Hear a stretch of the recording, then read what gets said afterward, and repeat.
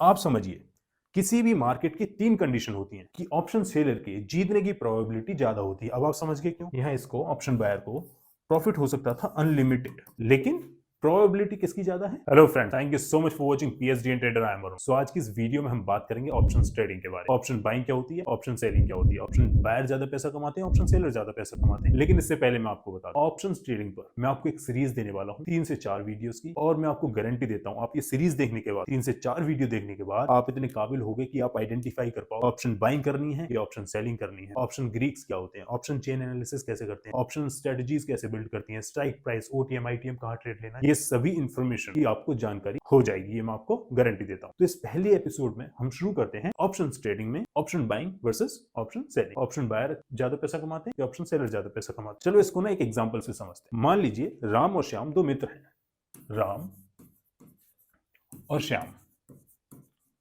राम और श्याम दो मित्र हैं, राम और श्याम वैसे भी दो मित्र हैं, राम जी और कृष्ण जी। राम एक बायर है, राम एक बायर है, श्याम एक सेलर है।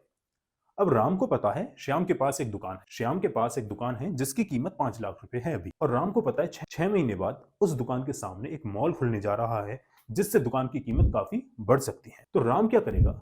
राम श्याम के साथ एक एग्रीमेंट साइन करेगा। एग्रीमेंट, मान लीजिए 1 लाख रुपए का प्रीमियम पे करेगा, 1 लाख रुपए का प्रीमियम पे करेगा राम, श्याम को 5 लाख की दुकान का एग्रीमेंट करेगा, 5 लाख की दुकान का एग्रीमेंट करेगा, 1 लाख का प्रीमियम पे करेगा। अब इसकी कंडीशन क्या हो सकती है? मान लीजिए दुकान का अगर प्राइस 5 लाख से ऊपर चला गया, मॉल खुल गया दुकान के सामने, तो डेफिनेटली प्राइस राइज होगा, तो दुकान की कीमत 6 लाख, 8 लाख, 10 लाख हो सकती है। लेकिन कंडीशन ये है, आज का एग्रीमेंट ये है, जिस प्राइस पे हमने एग्रीमेंट किया है उसी प्राइस पर श्याम राम को वो दुकान देगा, चाहे दुकान की कीमत कुछ भी हो। अब 3 कंडीशन हो सकती है। एक कंडीशन क्या होगी कि या तो प्राइस ऊपर चला जाए, दुकान के सामने मॉल खुल जाए तो प्राइस ऊपर जाएगा, दुकान की कीमत मान लीजिए 10 लाख होगी, दुकान की कीमत मान लीजिए 10 लाख हो जाती है। दूसरी कंडीशन क्या हो सकती है कि एक न्यूज आती है कि दुकान के सामने से एक नाला निकल जाता है, गंदा नाला, तो बदबू होगी, उससे दुकान की कीमत घटेगी, मान लीजिए 3 लाख हो जाती है, प्राइस कम हो जाता है, 3 लाख हो जाता है, तो दुकान की कीमत कम होगी। तीसरी कंडीशन क्या हो सकती है फाइनल? तीसरी कंडीशन ये हो सकती है कि दुकान का अमाउंट, प्राइस स्थिर रहे, ना वहां मॉल आए, ना कोई नेगेटिव न्यूज आए। आज जो 5 लाख है वो 6 महीने बाद भी 5 लाख ही रहा उसका, मान लीजिए 5 लाख ही इसमें रहता है। अब किस किस कंडीशन में बायर को फायदा होगा, किस किस कंडीशन में सेलर को पैसा फायदा होगा, ये मैं समझाता हूँ। मान लीजिए 1 लाख रुपए में एग्रीमेंट हुआ था हमारा, प्रीमियम पे किया था बायर ने, प्रीमियम राम ने श्याम को प्रीमियम पे किया था 1 लाख का, कि आज से 6 महीने बाद दुकान का प्राइस कुछ भी हो, 5 लाख रुपए दुकान की कीमत होगी और राम श्याम से वो दुकान ले लेगा। मान लीजिए दुकान की कीमत बढ़कर 10 लाख हो गई, तो श्याम को फायदा हुआ, प्राइस बढ़ गया, तो श्याम 1 लाख का पहले प्रीमियम दिया, 5 लाख और देगा, 6 लाख रुपए टोटल हो गए। 6 लाख का इन्वेस्टमेंट करके वो 10 लाख रुपए का दुकान ले लेगा, जिससे प्रॉफिट होगा बायर को, कितने का? 4 लाख रुपए का। यहां 4 लाख रुपए का प्रॉफिट हो गया, मतलब जो अमाउंट उसने इन्वेस्ट किया था उससे 4x उसको प्रॉफिट हो गया, तो यहां बायर जीत गया। पहली कंडीशन में बायर जीत गया। दूसरी कंडीशन क्या हुई कि दुकान के सामने से एक गंदा नाला निकल गया, गंदा नाला निकलेगा तो स्मेल आएगी, स्मेल आएगी, जिससे प्राइस कम हो गया दुकान का। अब क्या इस कंडीशन में राम खरीदेगा दुकान? क्या इस कंडीशन में राम श्याम से दुकान खरीदेगा? राम नहीं खरीदेगा, तो राम को एक लॉस हो गया। लॉस कितना हुआ? राम ने जो प्रीमियम पे किया था 1 लाख रुपीस का, वो श्याम वापस नहीं देगा, तो इस प्रीमियम का 1 लाख का लॉस हो गया, तो यहां बायर हार गया, -1 लाख रुपीस लॉस हो गया। तीसरी कंडीशन क्या होगी? तीसरी कंडीशन क्या होगी कि भाई ना तो मॉल प्राइस अप गया ना डाउन गया, प्राइस स्थिर रहा, साइडवेज रहा, मतलब जो 5 लाख पहले था कोई न्यूज का इंपैक्ट पड़ा नहीं, 5 लाख आज भी है 6 महीने बाद भी। तो राम क्या दुकान को लेगा, इन्वेस्टमेंट करेगा? नहीं करेगा, क्योंकि उसको लॉस होगा। तो राम को क्या हुआ? यहां भी लॉस हो गया 1 लाख रुपीस का। आप समझिए, किसी भी मार्केट की 3 कंडीशन होती हैं, या तो वो अप जाएगी या डाउन जाएगी या साइडवेज रहेगी। 3 कंडीशन में से एक बार बायर जीता, 3 में से एक बार बायर जीता, जिसका विनिंग रेशियो हो गया 33%।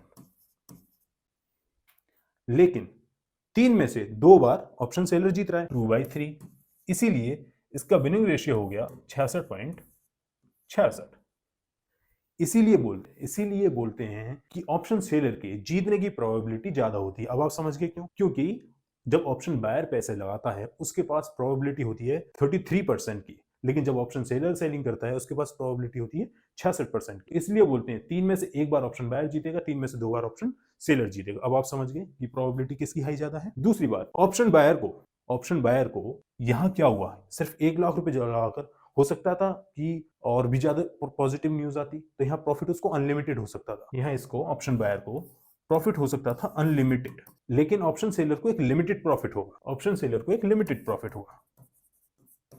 ऑप्शन सेलर को सिर्फ वही मिला जो प्रीमियम पे किया था, जो प्रीमियम रिसीव हुआ ऑप्शन सेलर को सिर्फ वही प्रॉफिट हुआ 1 लाख रुपए का। लेकिन ऑप्शन बायर को अनलिमिटेड चांसेस हैं प्रॉफिट होने के। लेकिन प्रोबेबिलिटी किसकी ज्यादा है? प्रोबेबिलिटी जीतने की ज्यादा है। हाई प्रोबेबिलिटी किसकी है? ऑप्शन सेलर की।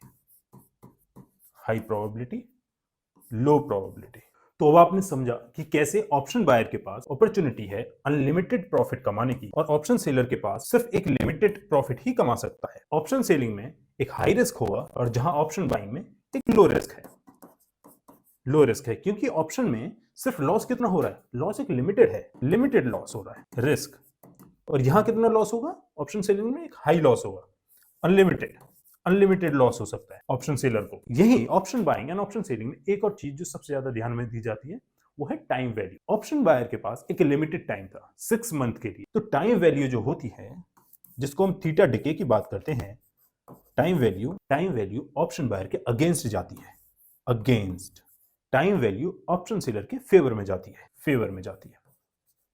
तो ये समझा हमने option buying versus option selling में किसकी ज्यादा हाई प्रोबेबिलिटी है, किसके पास चांसेस हैं ज्यादा प्रॉफिट कमाने के, अनलिमिटेड प्रॉफिट कमाने के, किसके पास चांसेस हैं अनलिमिटेड प्रॉफिट कमाने के, किसके पास चांसेस हैं लिमिटेड प्रॉफिट कमाने के। तो ये थी मैंने उदाहरण के तौर पे आपको समझाया था option buying versus option selling. Next video में हम समझने वाले हैं स्ट्राइक प्राइस क्या होता है, ITM OTM क्या होता है और कैसे इनको ट्रेड करें। जब तक के लिए thank you so much for watching PSD and trader. Have a good day. जय हिंद।